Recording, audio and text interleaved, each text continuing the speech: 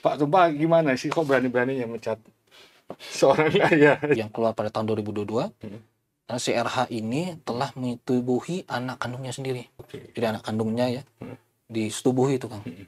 Jadi mendasarkan pada pasal 319 huruf A, Kang, Kitab Undang-Undang Hukum Perdata. Di situ kejaksaan punya kewenangan, Kang, ternyata ya bisa untuk mengajukan ya gugatan ya pencabutan kekuasaan orang tua. Pencabutan kekuasaan orang tua itu tidak kemudian memutuskan hubungan darah antara si anak dengan orang tua, kan. Jadi kita memberikan peringatan bagi siapapun itu ya, orang tua, bapak, ayah atau ibu ya yang berkelakuan buruk ya, itu ya untuk tidak berkelakuan buruk ya, untuk kemudian melaksanakan kewajiban sebagai orang tua dengan baik ya. Ya kalau tidak ya kita punya kewenangan loh.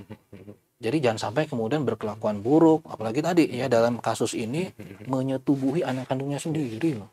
Kalau kondisi anaknya sendiri gimana sekarang, Pak? Kondisi anaknya baik-baik saja. Jadi sekarang sudah sekolah. Oh, sudah sekolah. Ya.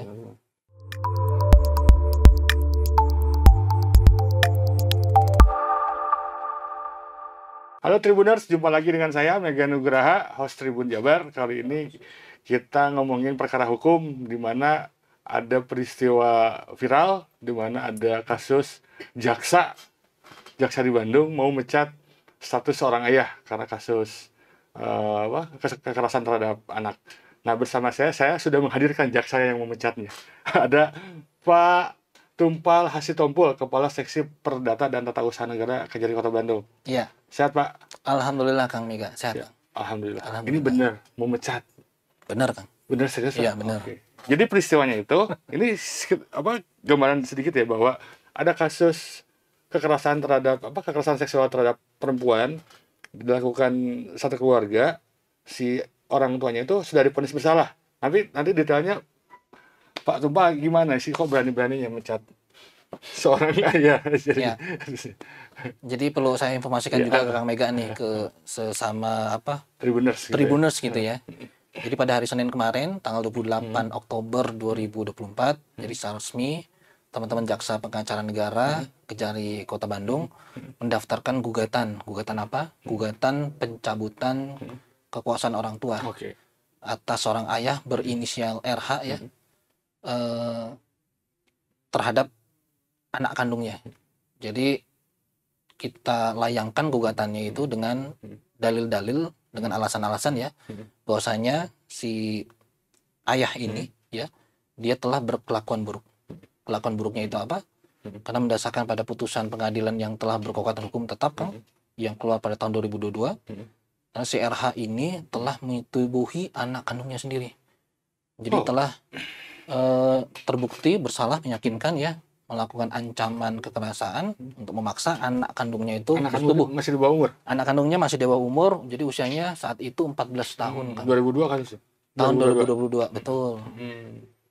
Oke. Berapa tahun dilakukan itu? Berapa kali? Oh, ya, jadi dalam periode berapa lama gitu perbuatan? Jadi kalau kita baca putusannya, Kang, jadi si RH ini, jadi si tergugat yang mau kita gugat ini, jadi dalam putusannya dia telah terbukti melakukan tindakan tadi itu sebanyak 3 kali, Kang. Jadi anak kandungnya ya disetubuhi itu, Kang. Terus akhirnya divonis bersalah. Divonis bersalah. Jadi dalam putusannya si tergugat ini divonis selama 14 tahun hukuman penjara. Ya. Sampai sekarang masih. Terus akhirnya kemudian ya berdasarkan pada, jadi dasarnya apa mungkin kok bisa? Ya. Jadi mungkin masih banyak mungkin teman-teman Tribuners ya masih belum paham nih terkait dengan kewenangan Datun kaitannya dengan penegakan hak keperdataan. Jadi kita punya banyak kewenangan, Kang, ada 5 kewenangan tuh. Kita bicara penegakan hukum, kita punya kewenangan untuk melakukan bantuan hukum, kita punya kewenangan untuk melakukan pertimbangan hukum ya. Pertimbangan hukum ini terbagi lagi nih. Kita bisa ngasih pendapat hukum LO, kita bisa ngasih pendampingan hukum LA, kita bisa ngasih legal audit. Terus yang keempat kita bisa ngasih pelayanan hukum. Yang kelima kita bisa ngasih tindakan hukum lain. Nah, kita bicara soal penegakan hukum nih. Kaitannya dengan tadi tindakan kami untuk kemudian mengajukan gugatan pencabutan kekuasaan orang tua. Jadi penegakan hukum ini apa sih? Jadi tindakan kami selaku Jaksa Pengacara Negara ya berdasarkan pada surat kuasa khususnya Pak Kajari, Kepala Kejaksaan Negeri Kota Bandung ya. Untuk apa? Dalam kapasitasnya untuk memastikan bahwasanya hukum itu bisa tertib gitu loh. Dan memastikan penegakan hukum kepentingannya negara ya. Kemudian pemerintah, dan yang paling penting adalah kepentingan hak-hak kedaulatan masyarakat. Nah, salah satunya kemudian yang kita stressing di sini hak-hak anak. Ya, hak anak. Jadi mendasarkan pada pasal 319 huruf A, Kang, Kitab Undang-Undang Hukum Perdata. Oke. Di situ kejaksaan punya kewenangan, Kang, ternyata ya. Bisa untuk mengajukan ya gugatan ya pencabutan kekuasaan orang tua. Ya manakala tadi salah satu alasannya orang tua ini berkelakuan buruk. Nah, itu bisa kemudian diajukan ke pengadilan. Jadi biar pengadilan negeri yang memutuskan apakah bisa dicabut atau tidak. Tapi kami optimis, Kang. Ini kemudian bisa dilakukan pencabutan. Itu berarti tadi saya menggunakan bahasa diksi pemecatan. Emang sudah tepat? Kalau untuk ejaan lamanya pemecatan, Kang. Nggak masalah. Pemecatan dan pencabutan tuh jadi sesuai. Perdata itu pemecatan. Iya, pemecatan atau pencabutan. Kan begitu. Sehingga memang apa? Ketika dilayangkan diajukan, terus apa yang dimohonkan lah gitu. Yang dimohonkan. Jadi dalam gugatannya itu ya dalam petitum ya. Petitum itu tuntutan kami. Jadi selain kemudian si tergugat ini kami mohonkan untuk dicabut kekuasaannya sebagai orang tua, kami juga memohonkan kepada majelis hakim untuk meminta ibu kandungnya sebagai wali, ditetapkan sebagai wali. Kemudian juga kami meminta bahwasanya si tergugat ini, si ayah ini yang kemudian kita mintakan untuk dicabut, masih punya kewajiban untuk menafkahi biaya hidup si anak kandung. Menafkahi. Ya. Jadi itu kan kalau bagi masyarakat awam mungkin memecat status apa ayah gitu ya, pria dari ayah itu kan rasanya agak gimana gitu, mungkin apa memutus hubungan darah atau nah gitu. Ini perlu kita sampaikan juga, kita edukasi ke Tribuners nih. Jadi ketika kemudian misalkan ya hakim mengabulkan pencabutan ya, jadi mendasarkan pada pasal 32 kalau tidak salah kan Undang-Undang Perlindungan Anak itu disebutkan bahwasanya pencabutan kekuasaan orang tua itu tidak kemudian memutuskan hubungan darah antara si anak dengan orang tua kandungnya. Terus yang kedua, masih punya kewajiban untuk menafkahi. Itu diatur di pasal 32. Jadi Undang-Undang Perlindungan Anak. Nafkahi hidup, memberikan biaya pemeliharaan si anak kandungnya itu. Ya, jadi tidak serta-merta nggak nyabut, nggak mencabut. Tegasnya itu apa? Memisahkan apa ya? Jadi tegasnya hanya kemudian mencabut apa haknya untuk memelihara, haknya untuk mengasuh, haknya untuk mendidik. Ya, itu kan kewajiban orang tua tuh. Jadi kewajiban tadi untuk mendidik, mengasuh, memelihara anak itu menjadi hilang. Dicabut. Negara. Jadi dia nggak punya hak. Karena itu tadi saatnya berkelakuan. Salah satunya berkelakuan buruk, kemudian dia melakukan tindak pidana yang berkaitan dengan anak kandungnya sendiri, ya. Melakukan tidak pidana terhadap anak kandungnya, anak yang diasuhnya kalau dalam pasal 319 huruf A KUH Perdata. Jadi itu kan KUH Perdata tuh masih kodifikasi Belanda ya Pak ya? Masih belum terbaru gitu ya? Masih berlaku. Ya maksudnya udah lama gitu. Jadi ini bukan satu hal yang baru mungkin ya Pak ya? Bukan satu hal yang baru. Artinya gugatan ini bukan sesuatu hal yang baru kemudian dilayangkan oleh teman-teman jaksa pengacara negara. Jadi di Indonesia ini sudah ya hampir ada lah. Jadi bukan yang pertama kalinya kemudian. Tapi yang jelas kalau untuk di Jawa Barat ini pertama kalinya dilayangkan oleh Kejaksaan Negeri Kota Bandung oleh teman-teman JPN. Nah, ini kan perkaranya 2022. Pak. Kan Pak Tumpah juga mungkin rasa-rasanya waktu perkara itu berjalan mungkin belum ada di sini mungkin ya Pak ya.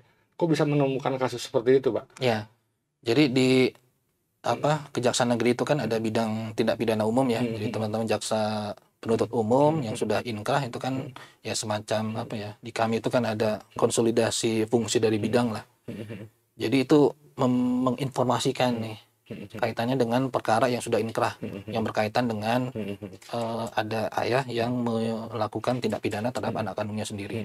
Nah itu disampaikan ke kami, sekiranya bisa nggak nih teman-teman jaksa pengacara negara melakukan tindakan hukum keperdataannya kaitannya dengan perkara pidana yang sudah inkrah. Ya udah, artinya secara administrasi berjalan tuh, kita telaah, ya ada diskusi, ya. Kemudian kita expose, akhirnya kemudian disetujui. Urgensinya apa sih, Nah, Kang? Di samping kemudian kita memastikan bahwasanya kewenangan kita hadir ya untuk menegakkan hak keberatan masyarakat, khususnya untuk melindungi dan menjamin hak anak, kita juga ingin memberikan efek deteren, Kang. Jadi kita memberikan peringatan bagi siapapun itu ya, orang tua, bapak, ayah atau ibu ya yang berkelakuan buruk ya, itu ya untuk tidak berkelakuan buruk ya, untuk kemudian melaksanakan kewajiban sebagai orang tua dengan baik ya. Ya kalau tidak ya kita punya kewenangan loh. Jadi jangan sampai kemudian berkelakuan buruk, apalagi tadi ya dalam kasus ini menyetubuhi anak kandungnya sendiri loh. Ya. yes. Aduh, ngeri juga nih. Karena banyak kasus kasus-kasus ya itu kejahatan seksual terhadap Anak ya. anak Iya. gitu. Betul. Nah, itu Pak apa namanya? Ini setelah let's say ini dalam hukum kan sebenarnya nggak boleh berandai-andai, tapi kali ini boleh lah, let's say ini dikabulkan, Bang. Berarti kan ini nasib si anaknya ntar ke depan seperti apa ketika let's say katakanlah si permohonan gugatannya itu dikabulkan oleh Majelis Hakim Pengadilan Agama Kota Bandung ya, Pak. Ya. Nah, itu apa akibat hukum yang akan dirasakan oleh anaknya? Kan bagaimanapun juga si anak perlu kepastian hukum terkait hak dan kewajibannya sebagai warga negara mungkin gitu, Pak. Ya. Jadi yang jelas ya artinya kita kan sudah dalam petitum ya kita menyampaikan agar kemudian anak itu diberikan pengasuhan walinya kepada si ibu. Jadi tetap memastikan bahwasanya dia masih ada dalam kekuasaan orang tua, walinya, ibunya ya, untuk kemudian menjamin hak-haknya untuk bertumbuh kembang. Ya. Dari kekuasaan orang tua dalam hal ini ibunya untuk kemudian mendidik ya kan, mengasuh ya. Full di ibunya. Jadi tidak Full ada dampak khusus akibat hukum apa gitu yang nggak ada. Yang pasti mah si hak terhadap anak itu full di si ibu kandungnya. Karena ibunya saat ini juga kemudian masih bekerja ya. Artinya kita pandang juga masih capable untuk kemudian menafkahi si anak. Di samping kemudian kita tadi juga dalam gugatannya meminta agar kemudian ini juga bunyi undang-undang kan. Jadi tetap punya kewajiban si tergugat ini, si ayah yang kemudian yang dicabut ini untuk menafkahi, untuk membiayai hidup si anak. Terus nanti kalau misalkan let's say ini si orang tuanya udah bebas, nemuin anaknya boleh nggak? Dalam status misalkan dicabut kekuasaan terhadap anaknya, Bu? Ya, jadi kami pastikan kalau yang dicabut itu kan hak yang bersangkutan untuk memelihara, mendidik ya. Ya saya nggak bisa bayangkan kalau misalkan dalam konteksnya dia bertemu untuk apa gitu ya. Tapi yang jelas dalam konteks dia untuk mengasuh dia nggak punya hak. Konteks dia untuk memelihara, untuk mendidik itu dia nggak punya hak. Kalau berkomunikasi masih bisa mungkin. Ya, artinya gini. Jadi kita juga punya kewenangan untuk memulihkan. Memulihkan hak anak itu ya. Hak orang tuanya yang dicabut. Ya, manakala kemudian ada permintaan dari yang bersangkutan. Ya. Yaitu tentunya kan berdasarkan pada penilaian ya. Artinya ya dia sudah dipandang cukup mampu untuk menjalankan kewajibannya sebagai orang tua lagi misalkan. Atau berkelakuan baik. Sebenarnya yang bersangkutan juga atas permintaan itu mengajukan permohonan ke kami untuk bisa kita pulihkan itu bisa ditempuh upaya itu. Jadi tidak hanya kemudian kami punya kewenangan untuk mencabut, tapi juga kami punya kewenangan untuk mengajukan pemulihan ya yang bersangkutan untuk dipulihkan. Kalau sudah sembuh, ya, kalau sudah berkelakuan baik lah. Tapi ya nggak tahu ya kalau cara persetubuhan ini. Ya kan rasa-rasanya ya ke kamu gitu ya, Pak. Rasanya kemungkinan itu kecil. Iya. Tapi kemarin ketemu dulu dengan keluarga korbannya, Pak. Ya kita pastikan kita ketemu, kita jadi koordinasi secara informal lah. Jadi mereka setuju pendekatan kekeluargaan dengan ibunya gitu ya. Artinya atas persetujuan beliau, atas pengetahuan beliau ya.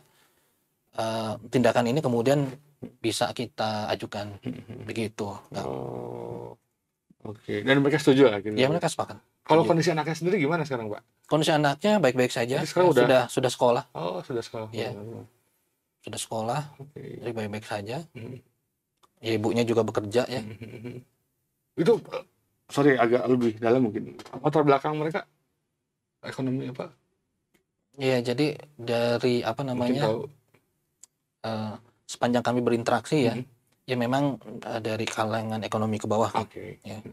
Jadi tergugat itu sendiri Kang, itu kerjanya juga nggak ada kerjaan malah. Oke. Yang jadi yang sehari-hari itu ya diam di rumah. Jadi Berapa kalau tahun kita sih usianya, Bang? Usianya berapa tahun sih Si anak. si pelaku? si pelaku itu 32 masih 32 35 lah. Waktu saat peristiwa terjadi itu. Iya. Jadi memang kalau kita baca putusannya Kang sering mabuk gitu kan. Sering judi gitu kan. Nah, salah satu kelakuan buruk yang lainnya tuh. Ya, sering mabuk, sering minum minuman keras, judi. Pak, ini kita agak tarik dulu sedikit ke apa, ke Undang-Undang Dasar kan. Di Undang-Undang Dasar itu ada pasal 28 itu ada hak anak dan lain sebagainya gitu. Mungkin tadi ada membaca netizen yang komentar bahwa langkah jaksa ini adalah melanggar Undang-Undang Dasar karena apa namanya, membatasi hak anak lah, kurang lebih kayak gitu, Pak. Membatasi hak anak. Yep. Oh. Rasanya. Saya rasa ini bukan dalam rangka untuk membatasi hak anak, tapi justru untuk melindungi. Oh iya. Jadi gini, kalau misalkan ada orang tua yang berkelakuan buruk, apa yang kemudian kita yang kita harapkan dari orang tua yang punya kelakuan buruk seperti itu gitu loh. Apakah Sederhana itu lah ya. ya sesederhana itu sih, apakah mampu dengan kelakuan buruknya itu bisa kemudian mendidik kita ya, menumbuh kembangkan kita ya sebagai anak. Saya rasa juga nggak bisa. Oke. Ya. Oke. Nah, Pak, ini jadi menarik. Jadi bukan menarik sebenarnya, menarik, cuman jadi semacam hal yang baru karena mungkin baru dilakukan di Jawa Barat gitu ya, Pak ya. Ya. Kan selama ini masyarakat itu mengenal jaksa itu dalam perkara nuntut aja lah, nuntut pidana umum, pidana umum seperti kejahatan begal dan lain sebagainya, narkoba, korupsi. Terus tiba-tiba mungkin ini ada upaya jaksa secara keperdataan gitu ya, Pak ya. Ya. Yang jarang kita ketahui. Mungkin kita tahu aja di film-film lah, Pak ya. Sekali film-film ada anak, orang tuanya pemabuk, akhirnya dicabut gitulah. Kita hanya mengetahui di film-film mungkin. Tapi ternyata di kita juga bisa ya, Pak ya. Ya, artinya jaksa itu mencabut ya. hak Jadi kalau di kejaksaan itu memang cukup dikenal ya dengan kegiatan menyidiknya misalkan atau menuntut tindak pidana umum atau tindak pidana khusus ya. Tapi ada salah satu fungsi sebenarnya yang cukup strategis, yang cukup sangat strategis yang dimiliki oleh Kejaksaan Negeri juga. Semua kejaksaan ya tadi di bidang perdata dan tun. Jadi kami punya kewenangan kaitannya misalkan penegakan hukum, penegakan hak perdataan, itu kaitannya dengan hukum keluarga misalkan.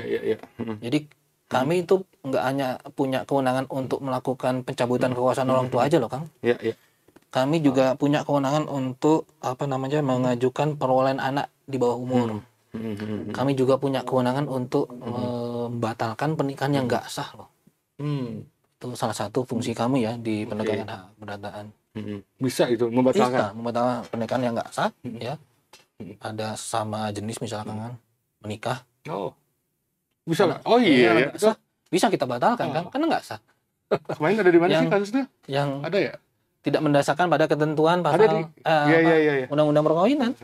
Tapi yang cowok, yang pura-pura cewek itu ya, pura-pura ternyata cowok gitu. Iya.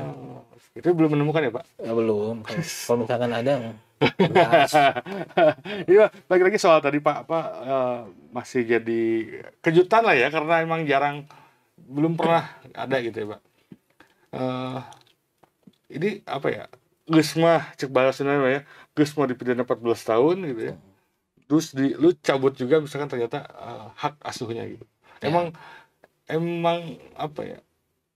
Layak untuk digituin, Pak, untuk para pelaku kejahatan seksual ya, apalagi terhadap anak. Artinya kami pandang bahwasanya ya di samping kemudian pidana jalan, Kang, ya kita ingin menciptakan efek deteren itu dari ya ternyata bisa loh keperdataannya juga kemudian bisa diambil tindakan oleh jaksa. Ini kan semata-mata untuk memberikan warning tadi. Ini jangan sampai lah kemudian ya sudahlah kemudian dipidana, nanti hak keperdatannya sebagai orang tua juga kemudian dicabut nih. Jadi kami ingin memberikan warning tuh. Ya kalau tidak mau seperti itu ya jangan dilakukan. Untuk kalau nikah si anaknya, bolehnya bisa. Wali nikahnya masih tetap boleh. Ya. Tapi kemungkinan kecil kan. Mau nggak kira-kiranya? Enggak lah. Masih karena tidak memutus hubungan darah tadi ya. Masih bisa jadi wali nikah loh. Sorry Pak, ini aku mau bacain dulu dasarnya nih 319A KUH Perdata ya, Pak ya. Betul. Isinya itu bapak atau ibu yang melakukan kekuasaan orang tua dapat dibebaskan dari kekuasaan Itu orang paragraf tua. pertama. Yes. Yang paragraf keduanya yang Bolehkan, pencabutan. baik terhadap semua anak-anak maupun terhadap seorang anak atau lebih Ya. atas permohonan Dewan Perwalian atau atas tuntutan kejaksaan. Tuntutan kejaksaan. Ada kejaksaan di situ, Pak. Betul. Gitu.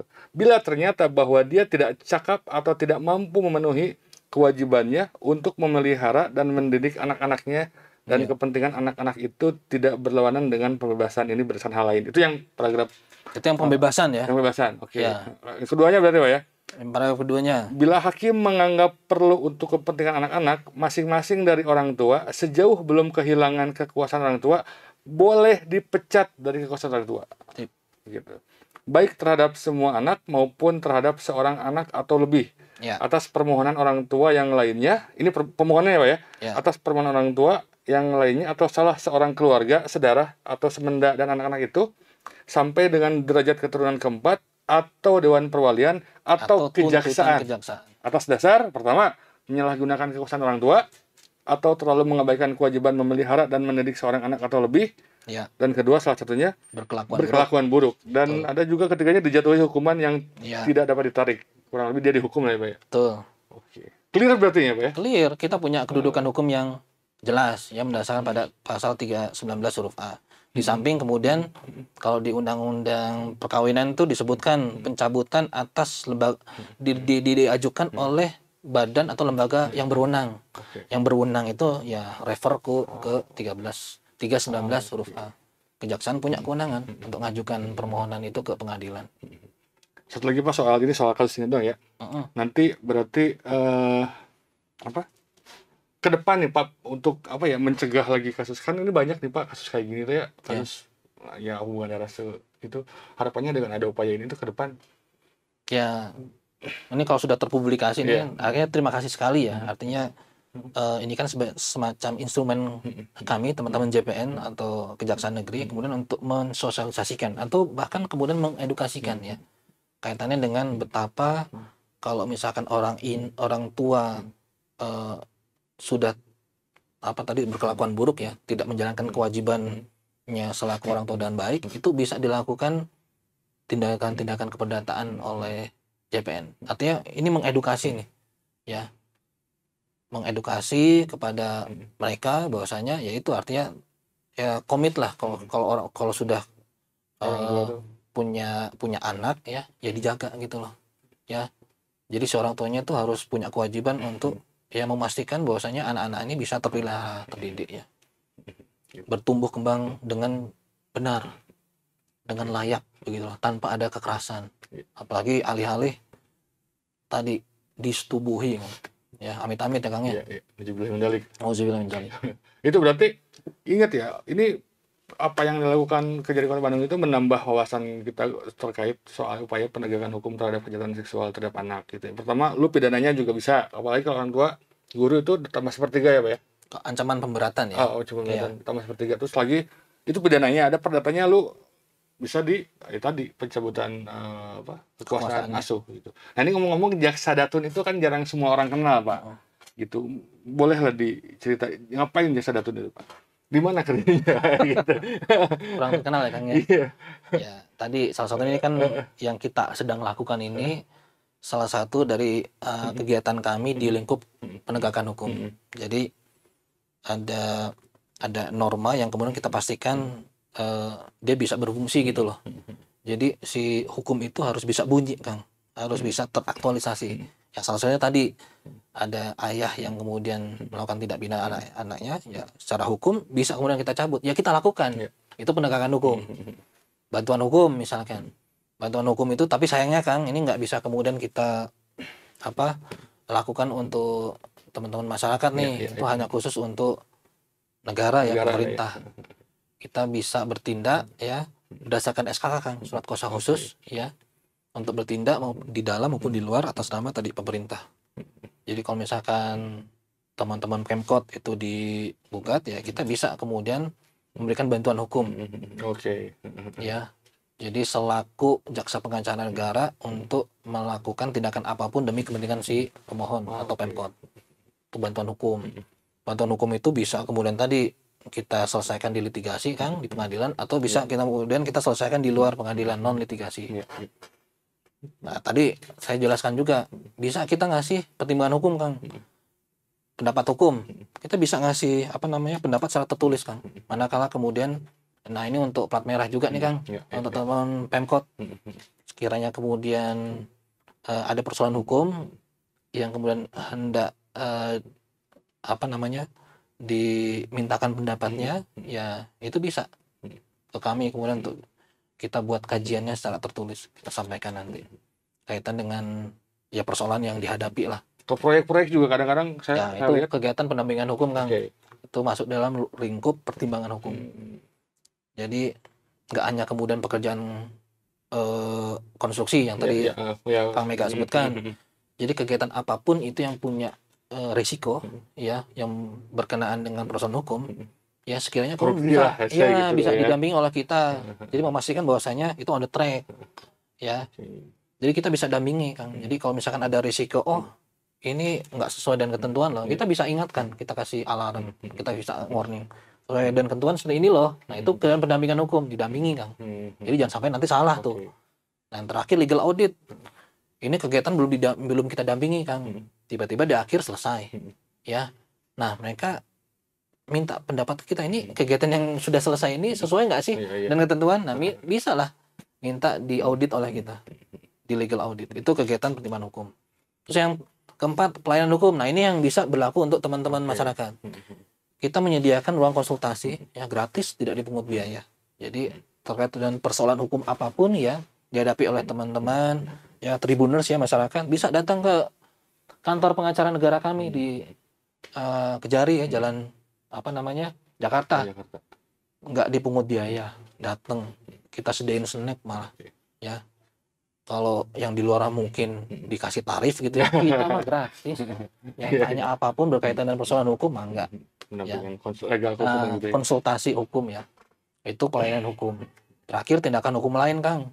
Jadi ternyata, Kang, antar plat merah, antar pemerintah ya bisa juga saling berselisih rupanya. Saling bersengketa. Nah, kita dengan tindakan hukum lain bisa menempatkan diri kita sebagai mediator, kan, memediasi, atau sebagai konsiliator, atau sebagai fasilitator untuk tadi menengahi, merumuskan kesepakatan antara para pihak. Jadi kewenangan kita sangat luas. Nah, itu yang kemudian perlu perlu orang Tribuners paham ya, tahu. Jadi jaksa itu nggak hanya nuntut dan mendakwa doang, doang, hanya nyidik, hanya mendakwa kan gitu. Ada juga jaksa yang nggak pakai seragam nih. Ini nggak pakai seragam nuntut, Pak. Kalau Senin sama Rabu kan, kita seragamnya warna putih kan. Kalau Selasa sama Kamis warnanya biru. Ya. Pak Tumpal orang mana aslinya sih? Orang Bandung katanya ya? Saya lahirnya di Banjarnegara. SMA di sini? Tapi besar di Bandung.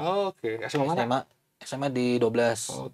SMA 12 Bandung. SMA 12 Bandung. Ya, rumah dulu di ketemu Magayu dulu rumah. Jadi balik ke kampung lah ya. Balik ke kampung, pindah tugas ke sini. Siap. Itu Tribuners yang bisa kita bahas, mudah-mudahan ini bisa menambah pengetahuan kita soal hukum dan soal perlindungan terhadap anak. Tolong jaga anak-anak kita di rumah, pastikan mereka aman dan dijauhkan dari segala bahaya. Hatur nuhun Pak Tumpal, sampai ketemu lagi di lain waktu. Sudah bisa datang ke studio dari Jalan Jakarta ke Soekarno-Hatta. Perjuangan mungkin sedikit di perempatan. Oke, siap hatur nuhun Pak. Siap hatur nuhun. Download Tribun X sekarang. Menghadirkan lokal menjadi Indonesia.